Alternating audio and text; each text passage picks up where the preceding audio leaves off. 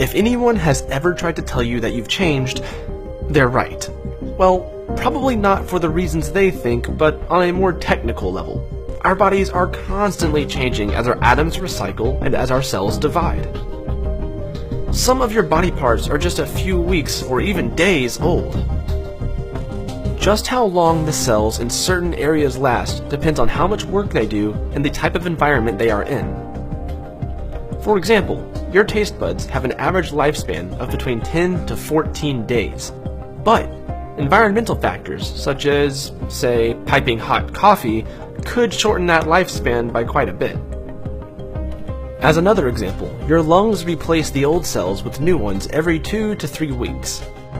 The cells lining your stomach exist in a highly acidic environment, and therefore they are replaced about every 5 days.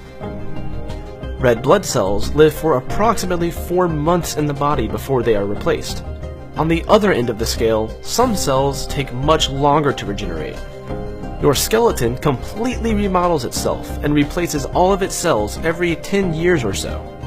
This is roughly the same amount of time it takes for our fat storage cells to completely recycle. Then, there are cells in your body that live for many decades, such as the hippocampal neurons in your brain that are replaced every 20 to 30 years. There are also cells that stay with you for a lifetime and do not regenerate. Your permanent teeth are just that, permanent, and they never regrow. Your eyes are one of the few body parts that don't really change during your lifetime. The only part that is constantly being renewed is the cornea, which is the top transparent layer.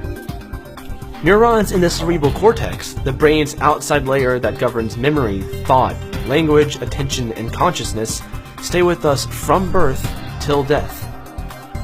Until recently, it was thought that the heart couldn't renew itself.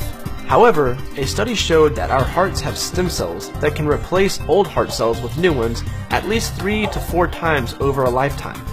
Obviously, it's good for us that our cells are constantly being recycled. Imagine if the taste buds that you've burnt off with coffee or tea were gone forever. But, as it turns out, this constant recycling of cells is ultimately what leads to our death. As our cells divide, information in our DNA is slowly lost over time. Everyone is familiar with this concept, but you may know it by another name: aging. Eventually, cells divide themselves to a point where they can no longer continue, and they start to die. Over time, the dying cells outnumber the dividing cells, and our bodies slowly start to deteriorate on a cellular level. As it turns out, we may be able to prevent this. But that is a discussion for another video.